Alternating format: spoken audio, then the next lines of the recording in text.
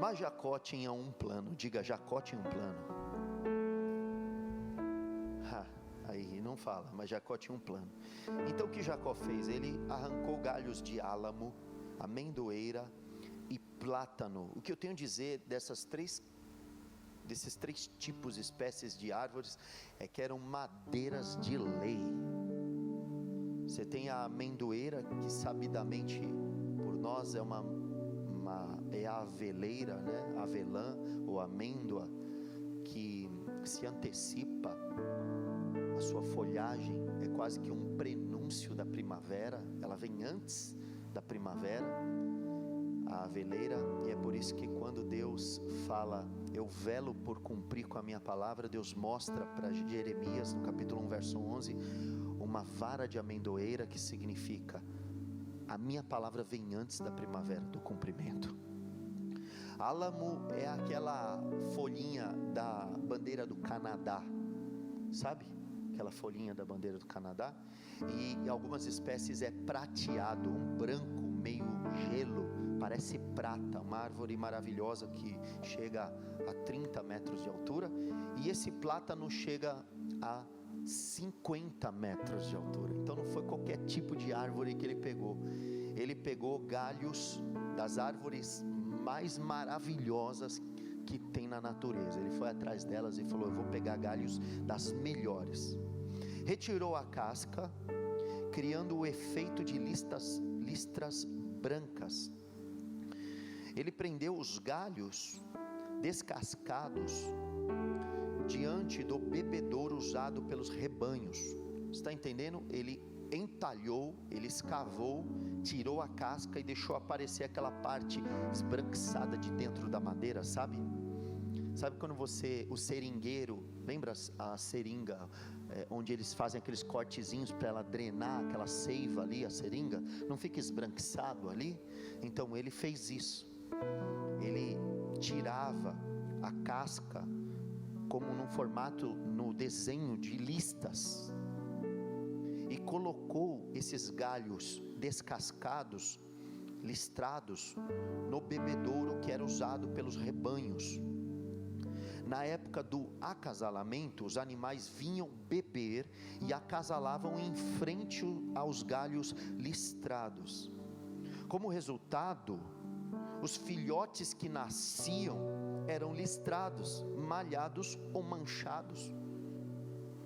Então, para consolidar a ideia, entenda, ele pegava o galho, descascava e colocava no bebedouro de frente com os rebanhos. Quando eles vinham beber água, eles já aproveitavam e acasalavam os rebanhos, e os rebanhos vinham a conceber de acordo com que ele fazia o desenho nos galhos.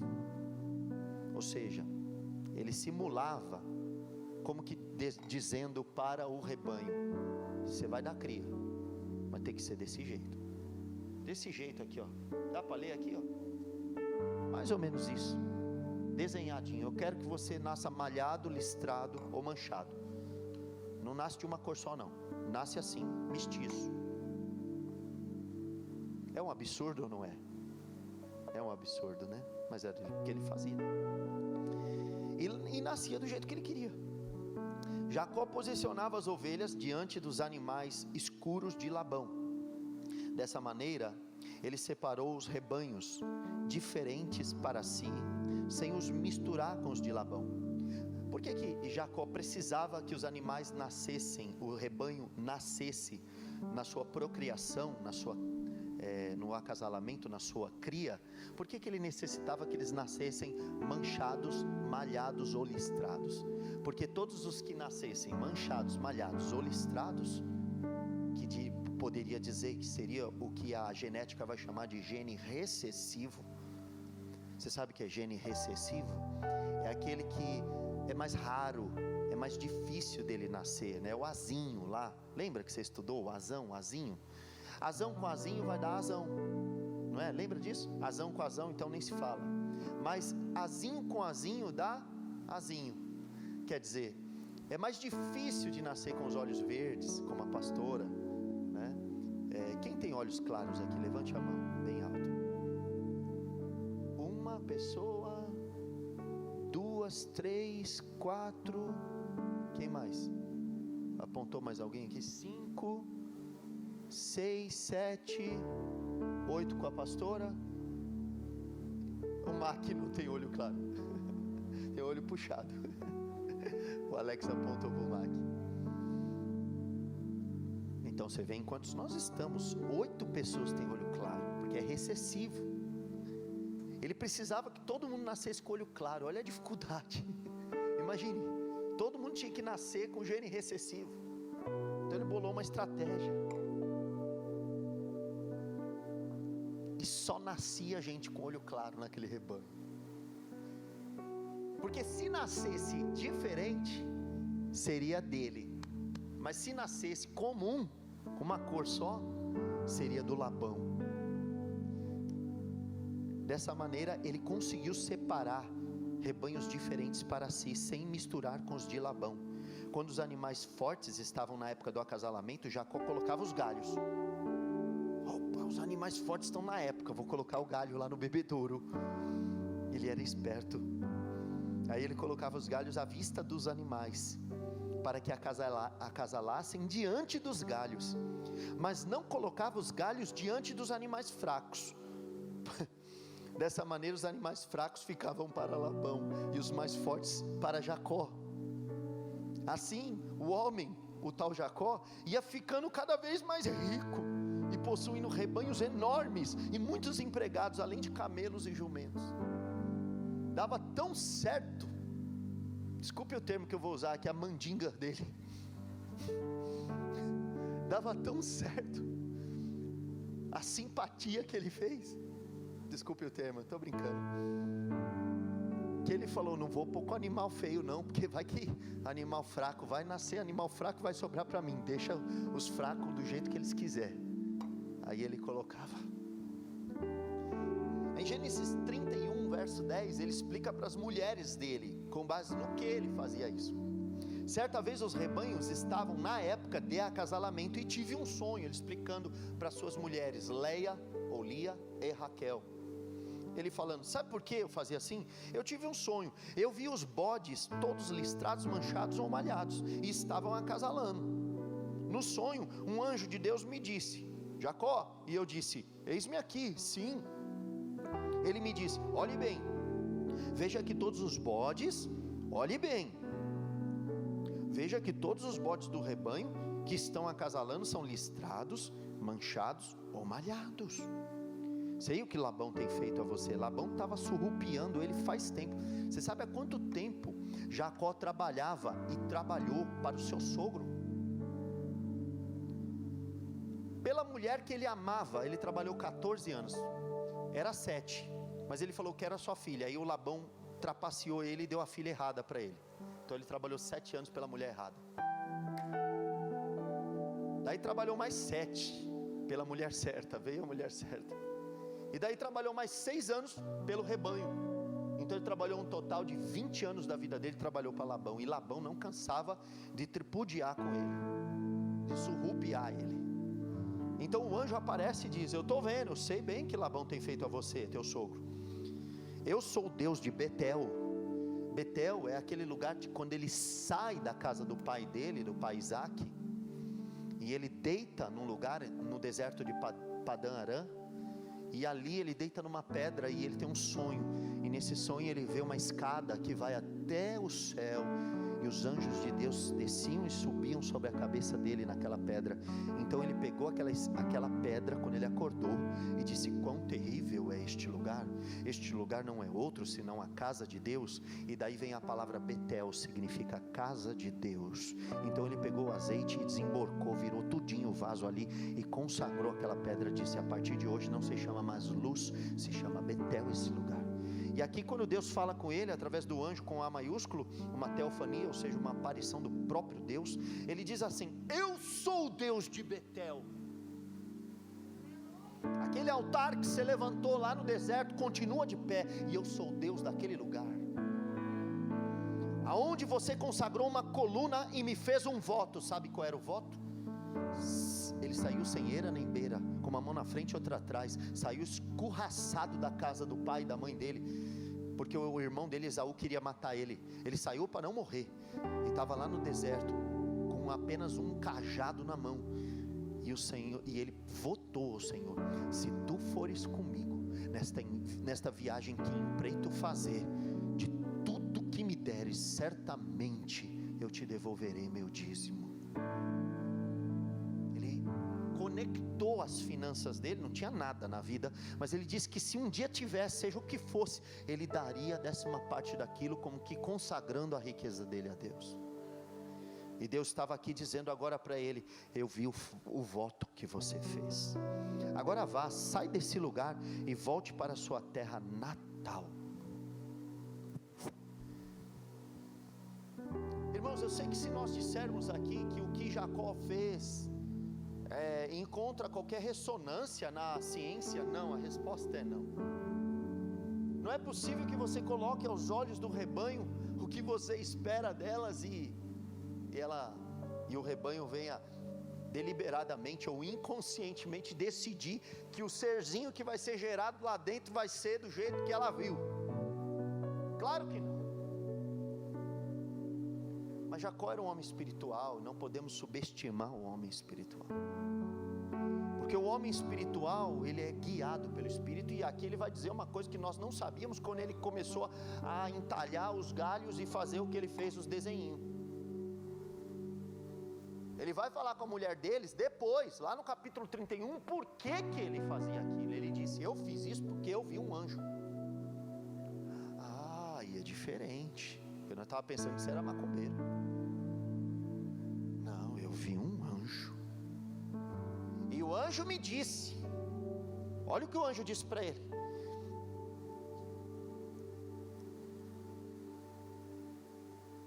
no sonho um anjo de Deus me chamou e disse: Jacó.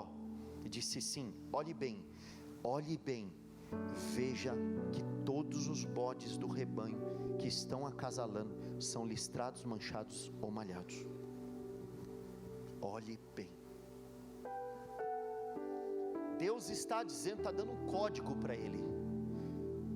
Deus pode te dar um código aqui? Pode? Quem quer um código? Tem gente que não faz nem ideia. O que eu vou fazer com o código? Pega o código.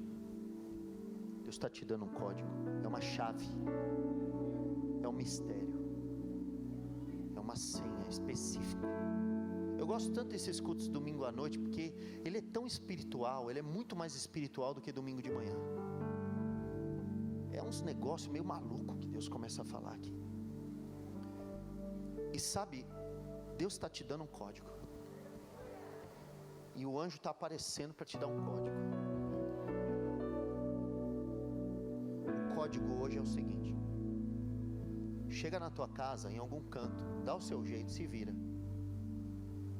compra uma lousa lá, compra um quadro e coloca as suas metas lá.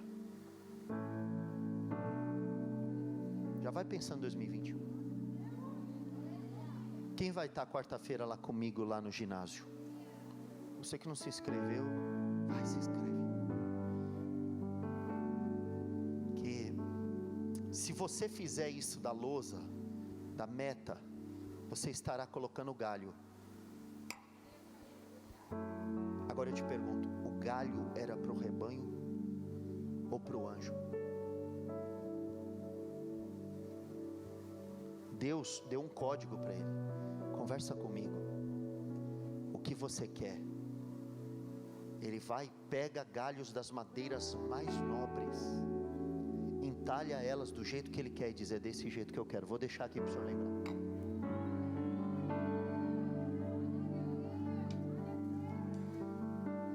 Deixa o quadro lá. Vai que um anjo vai passar na tua casa amanhã.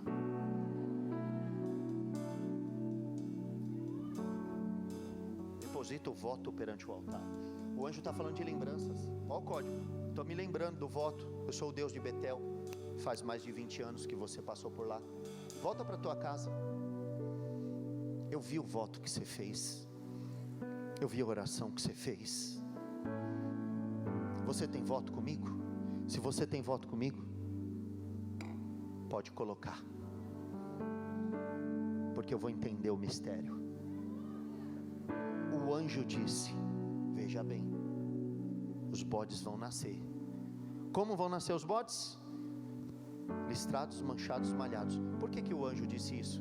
Porque ele sugestionou. Senhor, eu quero assim. Foi assim, assim vai me beneficiar. Assim vai aumentar minha capacidade financeira. Assim vai aumentar os meus ganhos. Assim vou dar um futuro para esses meus filhos. E eu tenho muitos. O cara desandou a fazer filho, irmão. A essa altura ele já tinha 12, fora as meninas. Aliás, tinha 11, fora as mulheres. De homens eram 11, mulher nem sei. Só faltou um para nascer. Benjamim vai nascer depois. Aquela altura, quando ele pede para sair da casa de Labão, é porque nasceu José.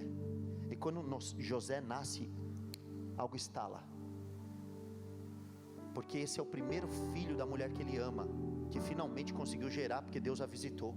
Ele disse: agora eu preciso tomar uma atitude da vida, eu tenho que sair da casa do meu sogro. Eu trabalho para o cara, agora eu preciso trabalhar para minha família, porque esse José é diferente.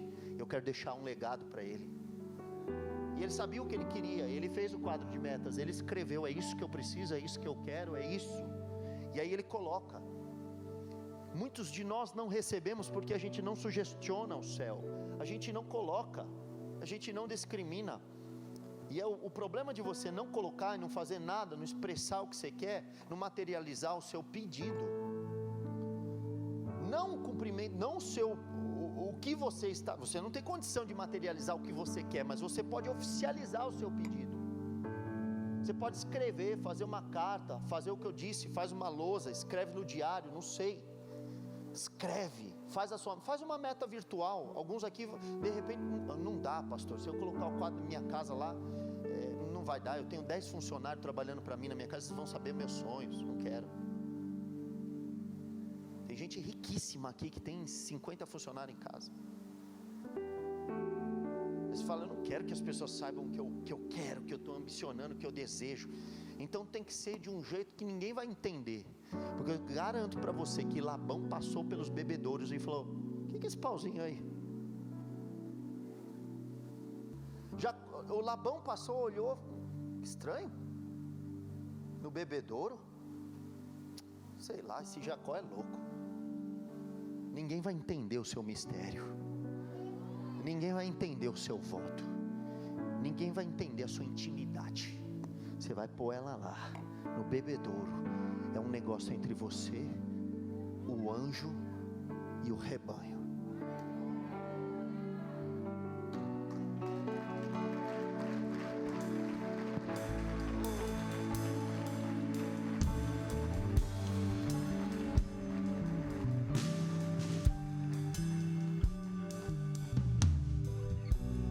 Fora isso, esse mistério, como diz o pentecostal, esse manto, tem uma outra coisa. Se deixarmos de refletir na questão biológica e pensarmos na materialização de projetos e de sonhos, nós precisamos ter uma referência daquilo que a gente quer que aconteça na nossa vida, ter nítido os nossos sonhos, bem claro diante dos nossos olhos. E a verdade é que nós somos capazes de gerar o que nós vemos, de reproduzir o que vemos. Eu acho que é a psicologia ou o poeta que vai dizer que os olhos são a janela da alma. Jesus em Lucas 11 vai dizer diferente, que os olhos são a candeia do corpo, a janela da alma, candeia do corpo. Eu fico com Jesus, e diz que se os seus olhos forem bons, todo o teu corpo será luminoso, mas se seus olhos são maus, quão grande trevas serão. Qual é a colheita de um homem que vive na pornografia?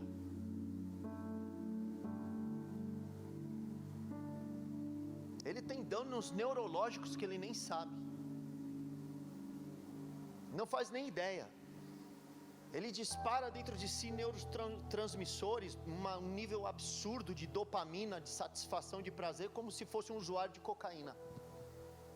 Então ele despreza a vida íntima com a mulher dele, e se ele continuar nesse trilho, ele vai acabar se envolvendo com uma mulher adúltera, ele vai acabar se envolvendo, ou ela vai acabar se envolvendo com um adúltero, ou talvez até vai se enveredar pela prostituição, e vai viver os dissabores da fornicação. Isso são trevas produzidas pela cobiça dos olhos. O apóstolo João diz que há 3 coisas nessa terra. A terra se mantém de pé, o sistema do mundo, por um tripé. Precisa de um tripé, porque como o mundo é bêbado e vive atrás de prazer, não consegue andar com 2 pés, porque para andar de 2 pés tem que ter equilíbrio. Você já viu um bêbado andando? Então precisa de um tripé para se equilibrar, e o tripé é esse: desejo da carne, desejo dos olhos e soberba da vida. É isso que faz o mundo permanecer dentro da sua lógica perversa, pecaminosa. Porque até as coisas ruins, se forem bem planejadas, arquitetadas, funcionam.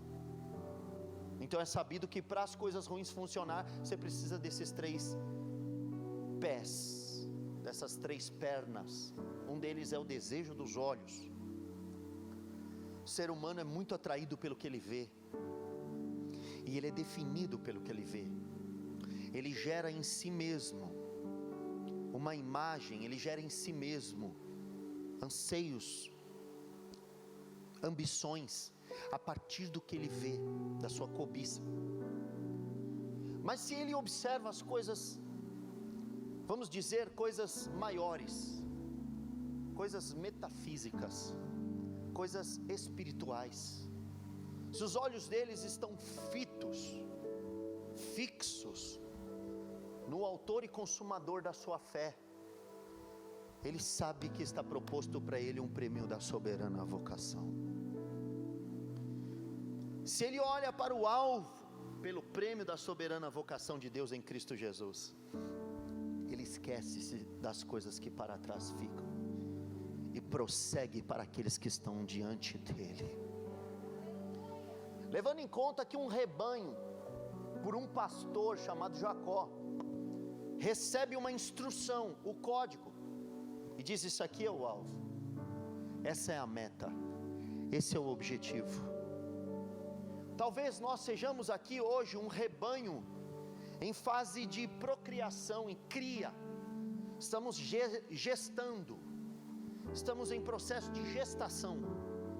O código está aqui, o Senhor já pôs a palavra e disse: é isso aqui que vocês vão ser. Conformem-se com isso aqui, observem isso, porque se vocês atentarem, se vocês olharem atentamente aquilo que é o alvo que eu proponho para vocês, certamente vocês vão materializar. Quando nós lemos o texto de Hebreus capítulo 11, diz que eles andavam como quem vendo o invisível. Abraão chamava as coisas que não são como se já fossem. Abraão enxergava o que Deus lhe prometia, mesmo que ele não vivesse qualquer indício daquilo. O que essa palavra propõe para nós é que, como rebanho do sumo pastor, não mais Jacó, agora Jesus, nós também temos, na hora do nosso bebedouro, um vislumbre da glória que Ele pretende realizar em nós. Ele também põe diante de nós galhos de árvores nobres, entalhadas, listradas, para que a nossa produção seja tal qual a que Ele espera de nós, a que Ele deseja. Porque eu é que sei, Ele disse, que pensamentos tenho sobre vós, pensamentos de paz e não de mal, para vos dar o fim que desejais. porque os meus caminhos são mais altos do que os seus caminhos, os meus pensamentos são mais altos do que os seus pensamentos, se alteiam em relação aos seus. Então o Senhor coloca diante de você uma visão hoje, e o Senhor estabelece algo aqui através dessa palavra. Há um provérbio que vai dizer, e nós usamos ele de uma outra maneira, porque a literatura dele permite, a escrita dele permite, mas o contexto é outro, mas nós podemos fazer isso. Assim como imagina o seu coração, assim o é.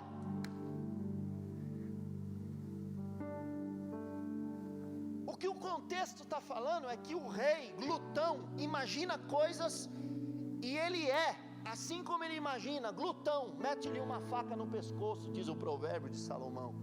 Ninguém vai fazer isso, né? Por favor, não vai falar que fui eu que mandei você matar um glutão aí. Talvez o glutão é você. Mate o glutão, pare de comer tanto. Põe um cadeado na geladeira de noite, mate o glutão. Mas o que podemos entender desse texto, da literalidade do texto, é que coisas que você imagina, coisas que você mentaliza, coisas que você traz em oração, coisas que você idealiza, vão acontecer, vão se materializar, porque visão é gestação, visão é concepção, visão é formação, visão é ventre espiritual. Se os seus olhos são bons, teu corpo será luminoso.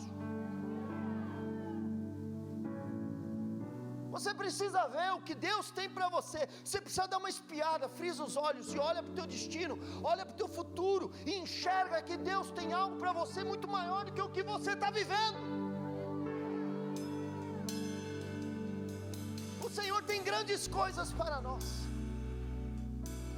Com efeito, grandes coisas o Senhor fez a estes, e por isso estamos alegres. A nossa boca se enche de riso, nossos lábios de cânticos de louvor. Você precisa disso, ambicionar isso.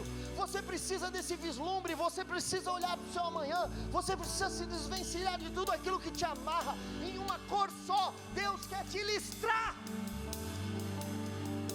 Deus quer te colorir, Deus quer tirar a monotonia, Deus quer tirar a apatia, Deus quer tirar a mesmice, a mediocridade. Jacó tem um lance com cor. Jacó gosta de cor, porque quando José se torna um moço, ele faz para José uma túnica colorida, e ele entrega aquela túnica colorida para ele, e aquela túnica acaba sendo até um pivô, motivo de uma desavença entre os irmãos. Mas não era para ser assim. A túnica, na verdade, era para ser algo muito belo, muito bonito. O que era para ser a túnica? Uma inspiração para todos os irmãos, algo a ser perseguido. Não era por causa da túnica colocar o José no buraco e vender para os midianitas, que por sua vez o venderiam como escravo para os egípcios. Não! As cores, as listras tinham a ver com a história de Jacó, com o patrimônio, com o rebanho aumentado, com a prosperidade, com o voto que uma vez foi feita. Ele não queria mais viver uma vida monocromática. Você precisa protestar contra uma vida monocromática. Você precisa de cores na sua vida. Você precisa mesclar cores.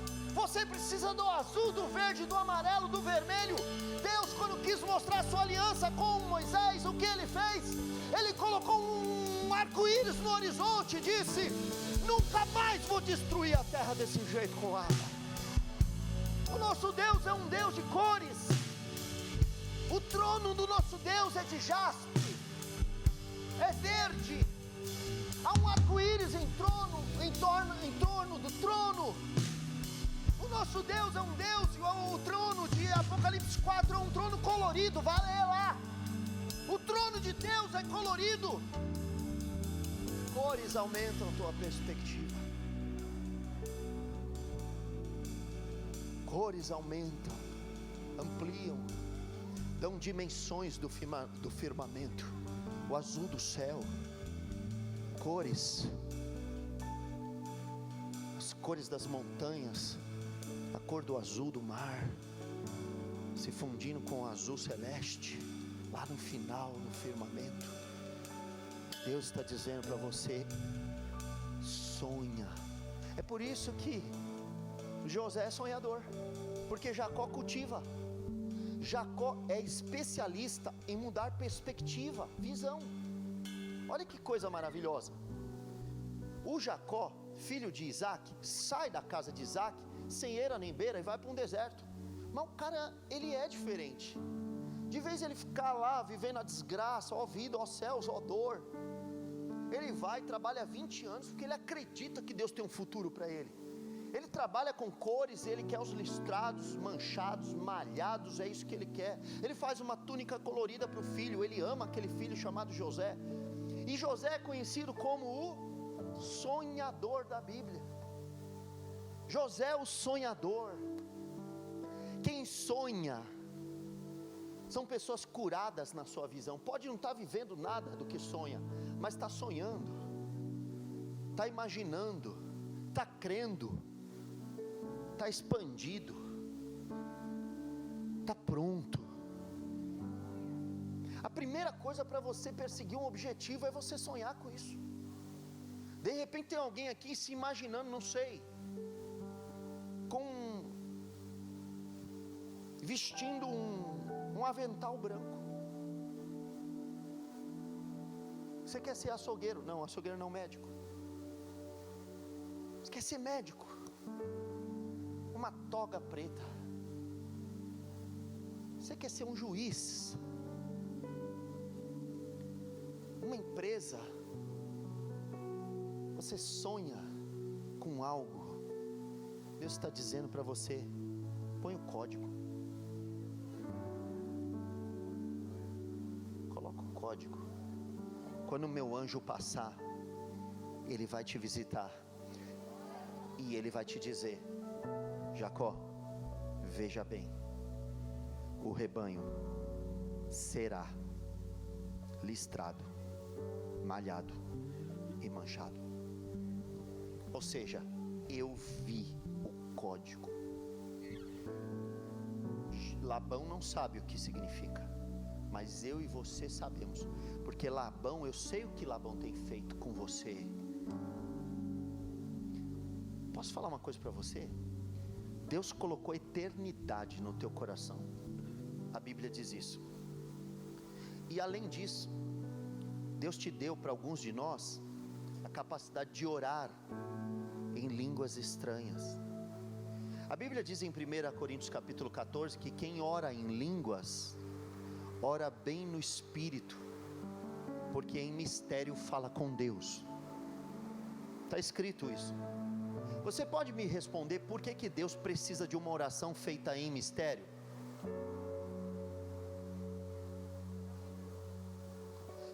Porque talvez tem orações que só Deus e você tem que saber. Tem coisas que você espera em Deus e ambiciona em Deus, que só Ele e você tem que saber. Tem segredos e intimidades que Deus vai revelar para você, porque você teme a Ele, porque isso está escrito na palavra: o segredo do Senhor é para os que o temem, os quais Ele lhe fará saber o seu segredo. A intimidade do Senhor é para os que os temem. Então, nós geramos o que vemos. São os teus olhos a lâmpada do teu corpo. Se os teus olhos forem bons, se produzirá luz, mas se forem maus, o teu corpo ficará em trevas. Olha a oração do apóstolo Paulo em Efésios capítulo 1:16. Isso deveria ser a nossa oração hoje aqui, com base nessa palavra. Não cesso de dar graças por vós, fazendo menção de vós nas minhas orações, para que o Deus de nosso Senhor Jesus Cristo, o Pai da glória, vos conceda espírito de sabedoria e de revelação, no pleno conhecimento dele.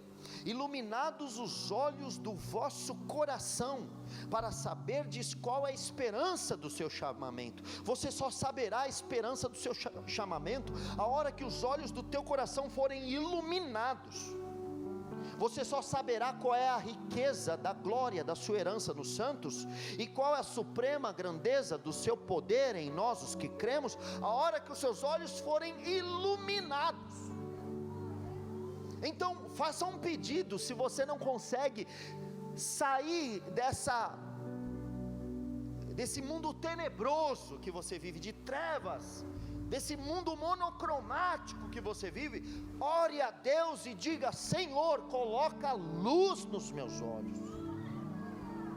Tua palavra é luz para o meu caminho, lâmpada para os meus pés. A palavra expande a perspectiva, a palavra expande a esperança, porque quando Deus nos promete algo que nós nem ao menos imaginávamos, nós começamos a perseguir aquele destino profético. Irmãos, nós estamos na eminência. Eu estou preparando vocês para isso. Eu estou gerando no ventre espiritual dessa igreja isso. Nós estamos na iminência de entrar em 2021 numa década. Quantos anos você terá em 2030? Faça a conta. É 10? Quantos anos você tem, Lê? 18, você vai ter 28, cara. Você vai ser um homem, ou você é um menino. Fernando, quantos anos? 39? Hoje? 49, cara. 49. Tiel não vou falar porque ele é bem velho. Aonde nós vamos estar quando estivermos com 49? O que teremos feito? Peça luz, peça para Deus brilhar luz, peça para Deus irradiar luz sobre os seus olhos, peça para Deus mostrar, dar um lampejo do seu destino, do seu futuro, do que Ele tem para você. Tem gente que ficou com medo quando eu falei: daqui a 10 anos você vai ter mais 10 anos. Você fez a conta e falou: meu Deus, eu vou estar com 60. Ei, amigo, amiga, pode ser os melhores anos da história da tua vida. Pode ser que você viva nessa década o que você nunca viveu. Pode ser que você rejuvenesça. Não tem um negócio que se faz, como que é impedância, não sei o nome, que é o ortomolecular, que os caras analisam para ver a tua idade do teu corpo. Como que chama isso aí mesmo? Impedância?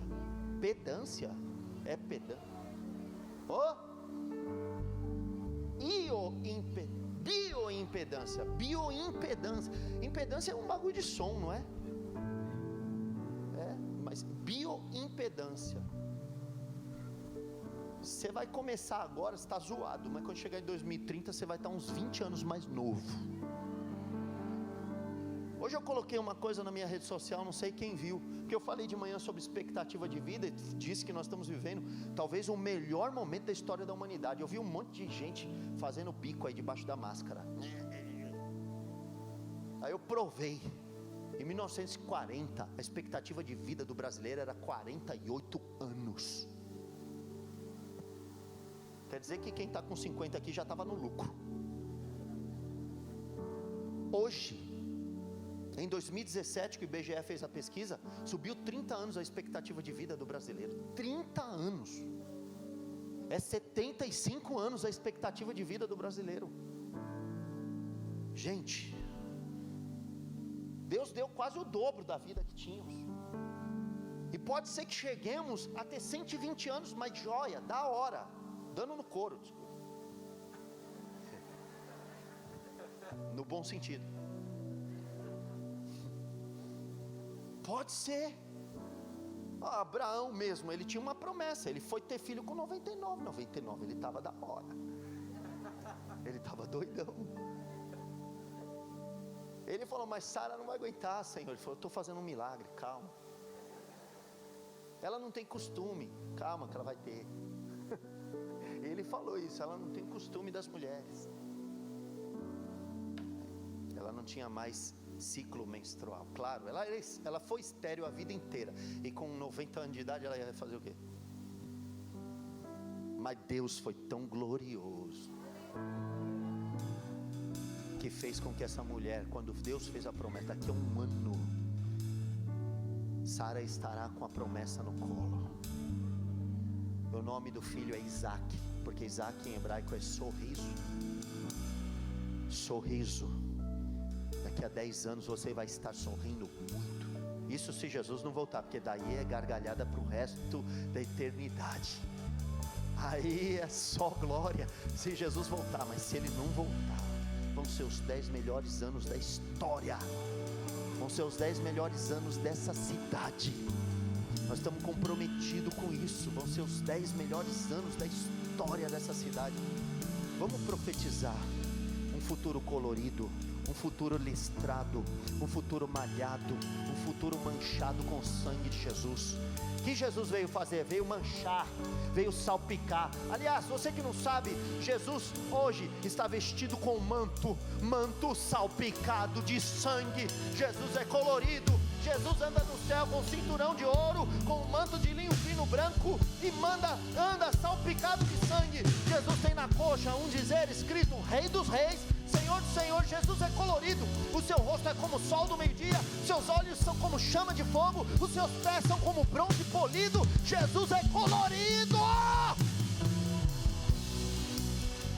E por causa disso, porque nós temos o código, nós vamos dizer, levante sua mão e diga: em nome de Jesus, o Senhor colorido, cheio de luz, cheio de glória, cheio de majestade, cheio de grandeza, dono do céu, dono da terra, eu profetizo, e tu será colorida em 10 anos. A cidade colorida, a cidade de vida, de luz, de esperança, de salvação, a cidade de se nascerem filhos sadios.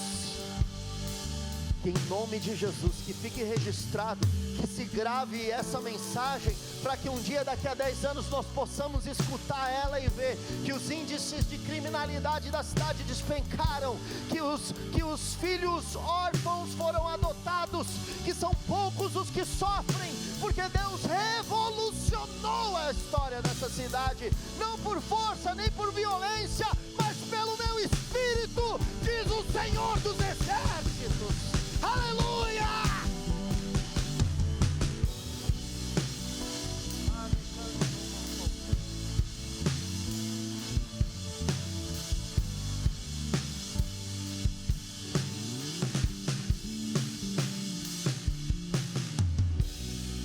Entenda que se você não está conseguindo ver as cores, alguma coisa de muito errado está com você e precisa ser corrigido imediatamente.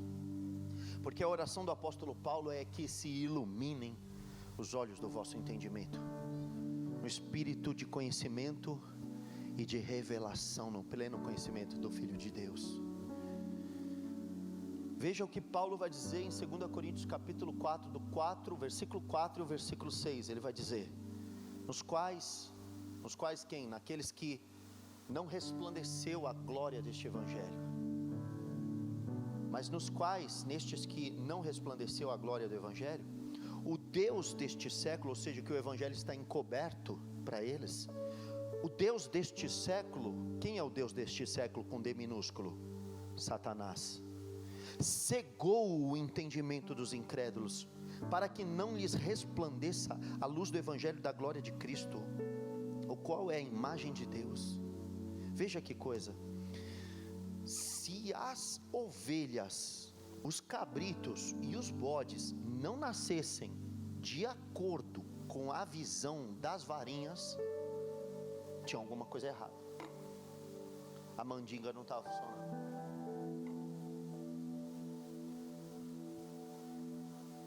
tem que funcionar. Tem gente que não, ele aceita que não dá certo, ele fica tranquilo. Me dói ter que corrigir uma coisa para trás. Eu odeio corrigir coisas para trás. Eu quero corrigi-las para frente, nunca para trás. Eu não quero retroceder. Eu quero ver onde eu piso para frente, nunca para trás.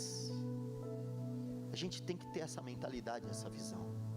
O evangelho é real e ele funciona. Tem que salvar a tua família? Tem que curar o enfermo?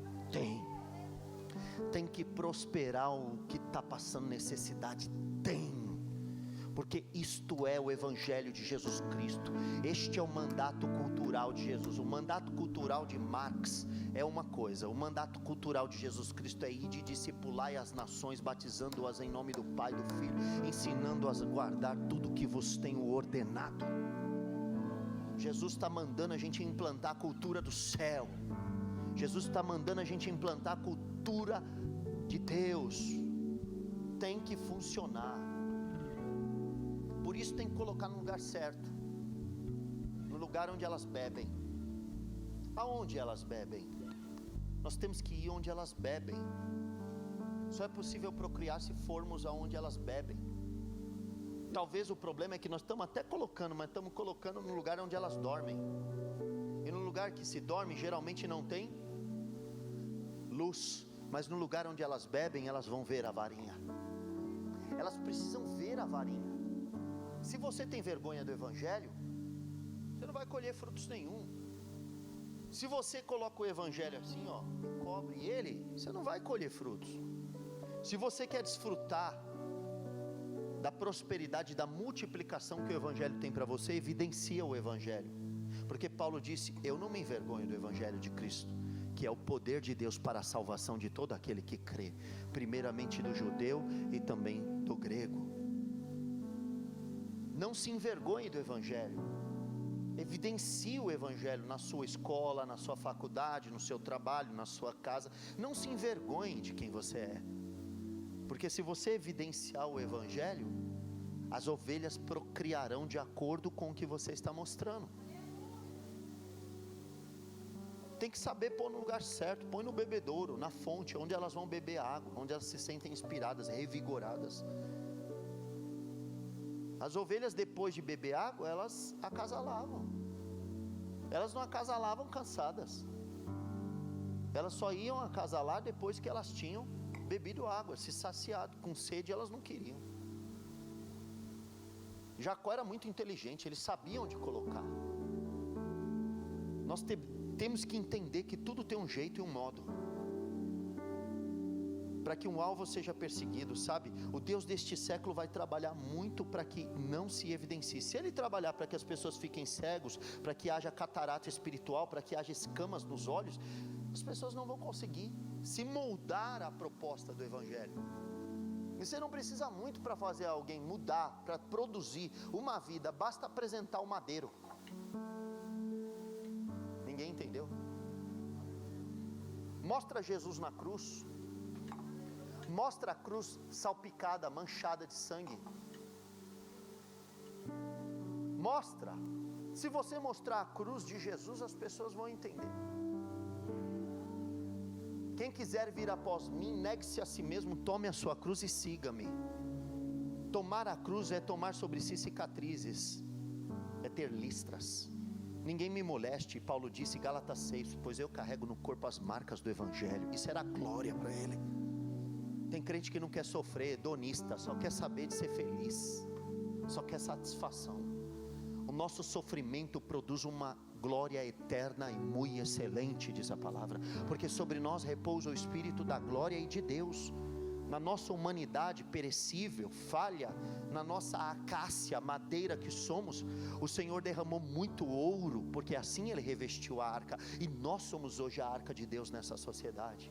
Hoje de manhã eu falava para as pessoas que estavam aqui no culto da manhã, eu disse para elas: vocês sabem por que quando Jesus morreu ele rasgou o véu, de alto a baixo, um véu de 6 metros de altura, com 20 centímetros de espessura? Homem nenhum conseguiria rasgar aquilo, só uma força descomunal poderia rasgar uma trama daquela. é a trama da religiosidade. É muito difícil rasgar as tradições humanas. Só o Evangelho consegue nos desprender da idolatria e das tradições humanas. Só o Evangelho é capaz de nos desvencilhar da bebedice, do cigarro, do tabagismo, da pornografia, do vício, da imoralidade, da perversidade, da promiscuidade. Só o Evangelho pode nos regenerar e fazer nova criatura. Só Deus pode rasgar, até porque não foi rasgado de baixo para cima, foi de cima para baixo e era 6 metros de altura. Só alguém bem grandão podia fazer isso.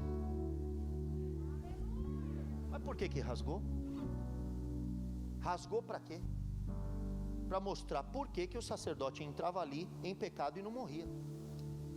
Porque se entrasse no templo, na tenda de Moisés, o sacerdote entrasse em pecado, ele tinha que entrar com uma cordinha em sininho. Quando o sininho parava de tocar, ele já sabia, morreu, puxa. Porque a arca de Deus estava lá dentro. Quando Jesus rasgou a arca, o véu do templo de Herodes, Jesus mostrou, está vendo? Aqui não tem nada. É por isso que o sacerdote não morre, porque aqui é vazio. Esse não é o Santo dos Santos. Você é templo do Espírito. Você é a arca da aliança. Você pode ser o Santo dos Santos. Você pode entrar no Santo dos Santos dentro do teu quarto. Por isso que não adianta ficar pondo arca aqui. Deus não quer nada saber de arca. A arca já era, sumiu, acabou. A arca agora é o povo, é a igreja. Eu e você somos a resposta. Porque Romanos capítulo 8, versículo 19 vai dizer que a ardente expectação da criatura aguarda a manifestação dos filhos de Deus. O mundo quer ver os filhos brilharem, os filhos proclamarem, os filhos aparecerem.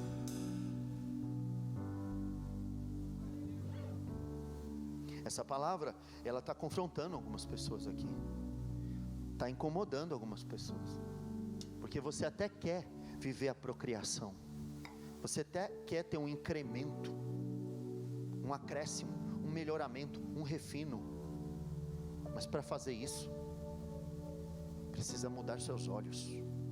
Se os seus olhos te escandalizam, arranca-o, porque é melhor entrar cego na vida do que com os 2 olhos no inferno. Tem gente que precisa arrancar os olhos carnais, malditos olhos pecaminosos, que ficam cobiçando. A cobiça é pecado, está nos 10 mandamentos. Não cobiçarás. Precisa ter um olho santificado. Faça como fez Jó. Fiz um pacto de olhos. Atentaria eu os olhos numa donzela para cobiçar? Que direito teria eu do juiz lá do céu? Davi fez um pacto de olhos com o Senhor. Ele sabe a treta que deu cobiçar Betsaba, tomando banho ali. Ele sabe o prejuízo que dá ficar olhando coisa que não pode olhar. E é por isso que muitas vezes não conseguimos ver, porque olhos carnais não conseguem ver as visões celestiais. Veja os 12 espias. 10 voltaram, porque os olhos eram maus, vendo o tamanho dos inimigos. Mas 2 que tinham bons olhos voltaram dizendo que o tamanho do cacho de uva.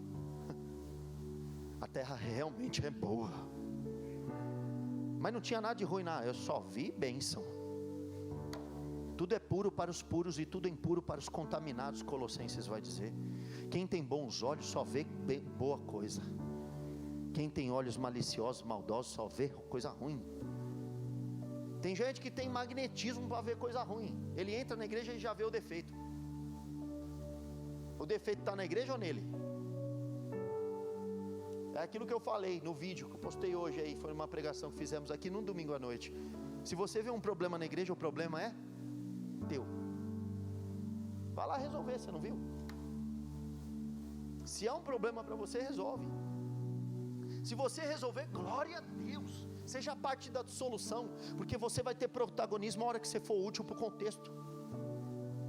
Se você é útil para o contexto, se você é aquela ou aquele que pode dizer para Jesus: acabou o vinho, para que ele faça o milagre da multiplicação, o milagre da transformação da água em vinho, então Deus te dará protagonismo. Aleluia. Temos um alvo a ser perseguido. Sabe, eu estava refletindo a respeito. Essa palavra fala muito sobre visão, porque quando Jesus cura aquele homem a pastora pregou isso daquele cego, né? Que estava na aldeia de Betsaida. Ele estava na aldeia de Betsaida e ele precisava ser curado. Jesus tira ele da aldeia e Jesus toca nele. E quando Jesus toca nele, passa o cuspe no olho dele, ele diz: vejo os homens, porém como árvore os vejo. Porque ele via homens como árvores. Ele via homens como pessoas que não podiam fazer nada. Ele via homens sob uma perspectiva fracassada, como se não fossem agentes transformadores. Jesus tem que mostrar para eles que homens são capazes de fazer um pouco mais do que produzir frutos como árvores. Jesus toca nele de novo e diz: agora veja homens que podem andar, que podem trabalhar, que podem construir, que podem avançar, que podem se casar, que podem ter filhos, que podem curar enfermos, que podem pregar a palavra. Veja os meus discípulos, o que eles fazem. Jesus muda a perspectiva dele. Muito mais, você não nasceu só para, como diz, para semente. Você não nasceu só para casar e procriar. Deus tem um propósito. Deus tem um propósito na tua casa, Deus tem um propósito na tua existência, Deus tem um propósito glorioso. Deus quer te usar. Abra os olhos, enxergue que você nasceu para grandes coisas, grandes realizações. Acredite nisso, ponha um alvo, escreve a meta, persegue ela. Tenta baixar um aplicativo, vê se existe um aplicativo lousa virtual. Se ninguém pode ver aquilo que você está ambicionando, se ninguém pode ver, só você e sua mulher, então faz um aplicativo e compartilha com ela no Google Drive. Entra com a mesma senha junto e constrói junto um projeto de futuro. Constrói junto um projeto listrado, um projeto manchado, um projeto salpicado, um projeto colorido. Em nome de Jesus, que a sua vista possa ser ampliada nesse dia, que a seu respeito não se diga: olharam, mas não perceberam, ouviram, mas não entenderam, viram com os olhos, mas não entenderam nada. Pelo contrário, que até no escuro você seja capaz de enxergar, como aqueles que andavam na fé e viam o invisível. Veja o invisível que Deus tem para você. Deus tem coisas grandes e firmes que não sabes. Clama a mim e responder-te-ei, e anunciar-te-ei coisas grandes e firmes que não sabes. Tudo que o diabo quer puxar tua cabeça para baixo, ele faz assim com o porco. Ele não deixa com que os porcos levantem a cabeça, porque a cerviz do porco não permite que ele levante a cabeça. Mas o Senhor está te chamando, Abraão, e está te dizendo: sai da tua tenda e olha para o céu, levanta a tua cabeça, conta as estrelas, olha para o firmamento. É assim que eu vou fazer, é isso que eu tenho para você. Olha a imensidão dessa praia, olha quantos grãos de areia. Essa é a tua descendência. Sai da tua parentela, da parentela da idolatria, sai da parentela dos deuses que o seu pai idolatrou, e vem me servir, porque eu vou te dar a terra de Canaã, eu vou te dar a terra prometida, eu vou te fazer promessas. Deus tem coisas maravilhosas para nós. Fique de pé no seu lugar, feche os seus olhos, veja o invisível, chama a existência as coisas que não são como se já fossem. Você é capaz de procriar, você é capaz de multiplicar, você é capaz de ampliar. O Senhor quer te dar uma visão ampliada. O Senhor quer te dar uma visão capaz de enxergar além das árvores. O Senhor quer que você veja Ele não como uma mera filosofia religiosa. O Senhor quer que você interaja com Ele como Ele sendo o Deus do impossível, o Todo-Poderoso, o realizador de sonhos, o Deus que pode fazer um incremento, um acréscimo. Trata Deus a sério, gente. Leva Deus a sério. Leva Deus a sério. Veja o que Deus tem para você. Enxergue, contemple. Nem olhos viram, nem ouvidos ouviram, nem jamais se percebeu no coração, são as coisas que Deus tem preparado para aqueles que o amam. Nem com os olhos se viram, nem com os ouvidos se perceberam. Isaías 64:4. Um Deus além de ti, que trabalha por aquele que nele espera. Você tem um Deus que trabalha por você, um Deus que pode fazer muito mais abundantemente, além de tudo quanto você pedir ou pensar. Você vai jogar na lousa e Ele vai superar. Você vai jogar no aplicativo e Ele vai superar. 10 vezes, 100 vezes, 30 vezes, 60 vezes, uma boa medida recalcada, sacudida e transbordante Ele fará. Ele vai aumentar esse negócio, igreja. Ele vai aumentar, não é para trás, é para frente o negócio. São passos para frente. É vitória que Deus tem para nós. É vitória que Deus tem para você. Deus não te chamou para colocar um cabresto. Deus não te chamou para limitar a tua percepção. Deus colocou seus olhos como candeia. Os olhos são a candeia do corpo.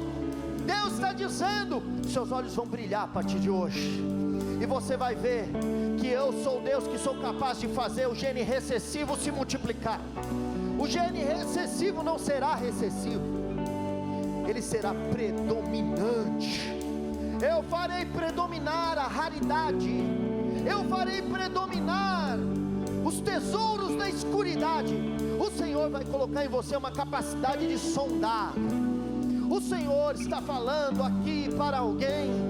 Isso é para quem pegar o código, é para quem pegar o galinho e entender que tem um mistério nisso que estou falando.